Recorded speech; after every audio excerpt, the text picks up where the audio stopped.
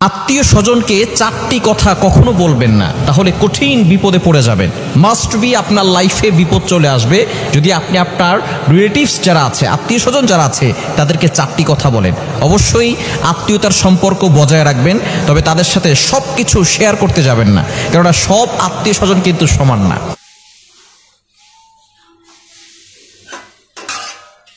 এজন্য আত্মীয় স্বজন থেকে এই চারটি কথা কখনো বলবেন না। নাম্বার ওয়ান, এক নাম্বার হচ্ছে আপনার অভাবের কথা, আপনার কষ্টের কথা আপনি আপনার আত্মীয় স্বজনকে বলবেন না। আপনি অভাবে আছেন, কষ্টে আছেন, দুঃখে আছেন, আপনি আপনার রবের কাছে শেয়ার করুন। এটা কারো কাছে বলার দরকার নাই। অভাবের কথা, কষ্টের কথা যদি আপনি কাউকে বলেন, সে পরবর্তী সময় আপনাকে এই কথা বলেই কষ্ট দিবে। এজন্য অভাবে পড়ে গেলে, কষ্টে পতিত হলে আপনি আপনার রবের কাছে 2 রাকাত নামাজ পড়ে, ওযু করে 2 রাকাত নামাজ পড়ে আল্লাহর কাছে বলুন। তাহাজ্জুদের সিজদায় গিয়ে আল্লাহর কাছে বলুন। শেষ রাতে আল্লাহ তাআলা প্রথম আসমানে এসে বান্দাদেরকে ডাকতে থাকেন, আলা আমি মুস্তাগফিরিন ফাস্তাগফিরুল্লাহ, কে আছো ইস্তেগফার করবে, ক্ষমা প্রার্থনা করবে, আমি আল্লাহ ক্ষমা করে দিব। কে আছো অভাবে আছো, আমি আল্লাহর কাছে বলো, অভাব দূর করে দিব। কে আছো বিপদে পড়ে গেছো, আমি আল্লাহর কাছে বলো, বিপদ থেকে উদ্ধার করে দিব। আল্লাহ তাআলা নিজে প্রথম আসমানে এসে বান্দাদেরকে ডাকতে থাকেন। সহিহ বুখারী শরীফের হাদিস।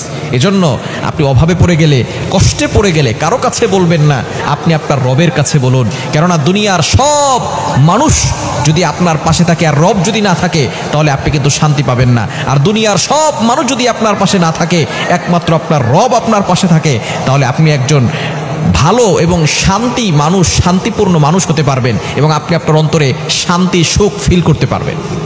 এজন্য এক নাম্বার, আপনার আত্মীয় স্বজনকে অভাবের কথা, কষ্টের কথা বলবেন না।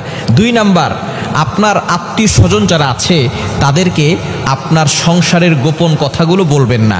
স্বামী স্ত্রীর গোপন কথা খবরদার কারোর কাছে শেয়ার করবেন না।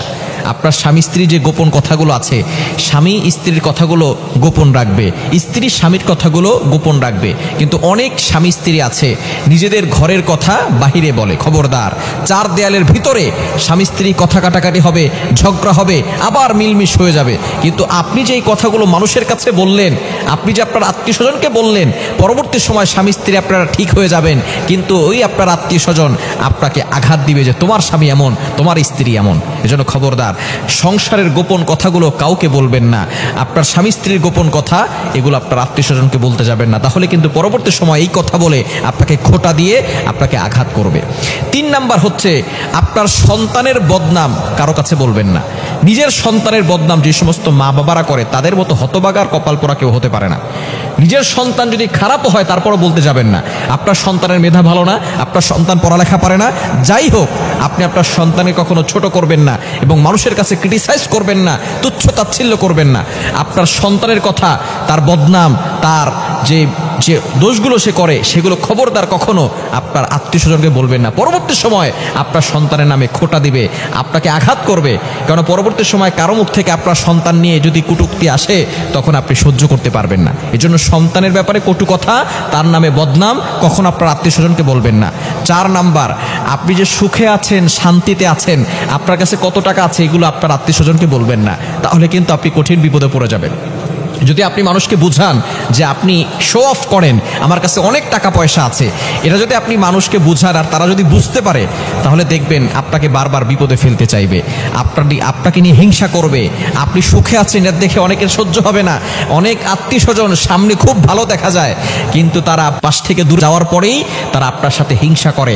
আর আরেকটা বিষয় হচ্ছে বদনজর। এটা কিন্তু সত্য। আপনি সুখে আছেন, শান্তিতে আছেন, এটা কিন্তু অনেকের বদনজর লেগে যায়। নবীজি সাল্লাল্লাহু আলাইহি ওয়াসাল্লাম বলেছেন, আল আইনু হাক্কুন, বদনজর সত্য। এই বদনজর থেকে দূরে থাকার জন্য সুখে আছেন, শান্তিতে আছেন, টাকা পয়সা আল্লাহ তাআলা দিয়েছেন, সেটা আল্লাহর শুকরিয়া আদায় করেন, কিন্তু মানুষের কাছে বলতে যাবেন না, আত্মীয় স্বজনের কাছে গর্ব করে শো অফ করতে যাবেন না, তাহলে কিন্তু কঠিন বিপদে পড়ে যাবেন।